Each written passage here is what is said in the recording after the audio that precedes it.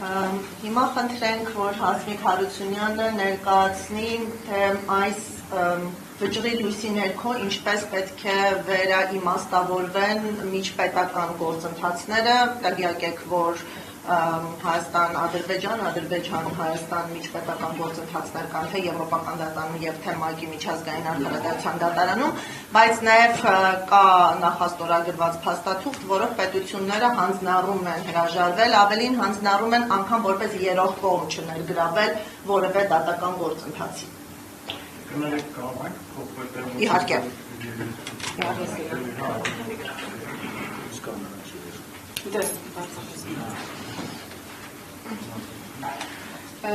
Շնորհակալություն, իրականում վճռի հրապարակման հաջորդող ժամերին և գործընկերներից և լրագրողներից հարցադրումներ երբ որ ստանում ենք, ուղղակիորեն նաև որպես տրամաբանական շարունակություն մեզ հարցնում են նաև 20 թվականի գործերի և արդեն իսկ ներկայացված միջպետական հայցերի ճակատագրի մասին, որովհետև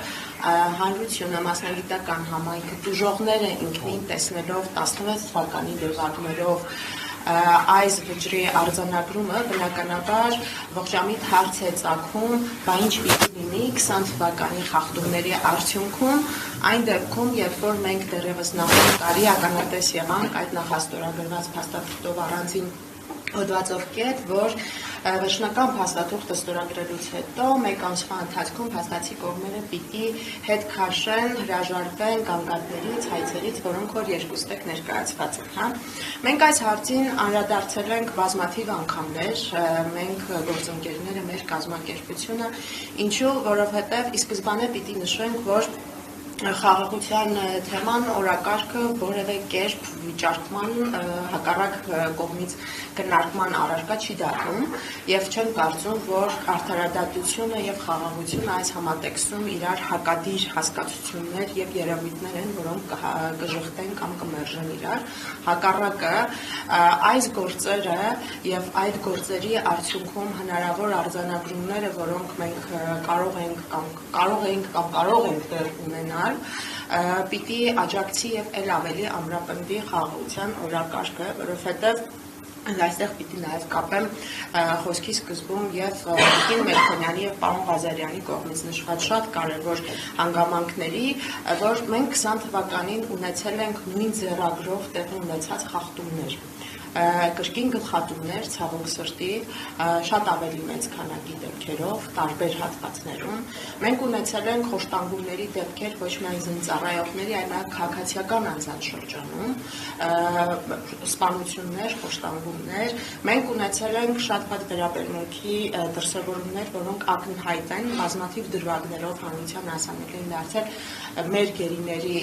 նկատմամբ։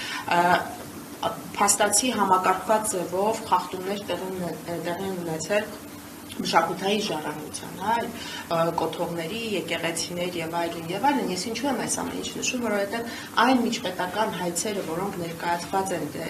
եղել մեր կառավարության կողմից, հասցեագրում են այս բոլոր խախտումները։ Եվ հայցերից հրաժարումը փաստացի նշանակելու է նաեւ հրաժարում այդ գործերով եղած խախտումներից եւ արդարադատությունից,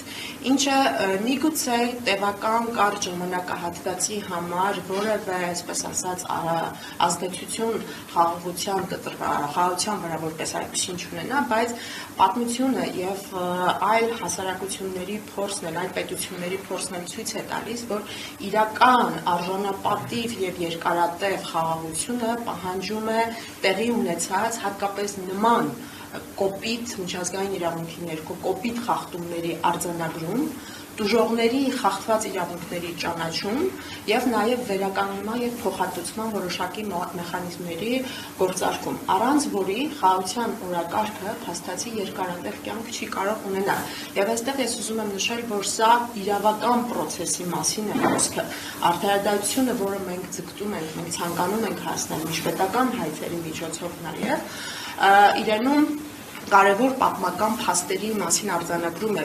պարունակում, պարոն Ղազարյանը նշեց, ես պիտի կրկնեմ, որ խոսքը ոչ միայն այդ դատական process-ներով հնարավոր վճիռների մասին է, որ կարող ենք ունենալ, այլ նաև փաստացի պատմության այդ պատմության արձանագրումն է, հա, փաստերի արձանագրումն է, որը ոչ այդ վճիռներից հետո հնարավոր որ լինի, ոչ այս խմբի, ինչ-որ այլ իրավաբանների խմբի, հայ հանրույթի արձանագրումը խոսույթը կդառնա, այլ միջազգային դատական ատյանի կողմից հաստատված, փաստով հաստատված արձանագրում, որը մի շարք կարևոր հարցերի նաև պատասխան է տալիս։ Եվ հերթական անգամ մենք պիտի նշենք, որ չնայած շատ իսկապես կարևոր է այդ խաղաղությունը եւ մենք որևէ պարագայում ինչքան մեր հայտարարություններով հանդես ենք եղել, հիմա էլ չենք տանում այն թեզը, որ հակադիր են միմյանց արխիվադարությունը եւ խաղաղության օրակարգը, այլ պնդում ենք, որ հակառակը փոխլրացնող են եւ եթե իսկապես մենք ուզում ենք, որ խաղաղությունը լինի իսկապես արժանապատիվ, տուժողների իրավունքները պաշտպանված լինեն եւ այն բոլոր խախտումները կոպտագույն, որոնք որ տեղի են ունեցել, ոչ միայն 20 թվականին, այլ այստեղ քրոնոլոգիաներ նշվեց, այլ նաեւ հաջորդող ժամանակահատվածներում արդեն նույնիսկ Հայաստանի ինքնիշխան տարածքում մենք բոլորս հիշում ենք 22-23 թվականի զարգացումները արդեն նաեւ Հայաստանի ինքնիշխան տարածքում ջերմուկի դեպքերը, ինչպիսի վայրագություններ նույն ձեռագրով տեղի ունեցան նույնանման հատուկ ջոկանջաների կողմից կին զինծառայողների այլ զինծառայողների նկատմամբ այս ամենը չի կարող ուղղակի մնալ անարձագանք, չի կարող դատական պրոցեսներից դուրս մնալ եւ մենք որոշենք, որ հաջորդ քայլը հասարակությունները, պետությունը կարող են անել շրջանցելով այս կարևորագույն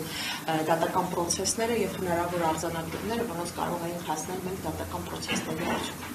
Եթե հարցեր լինեն այս մասով, սիրով կպատասխանեմ։ Շնորհակալություն։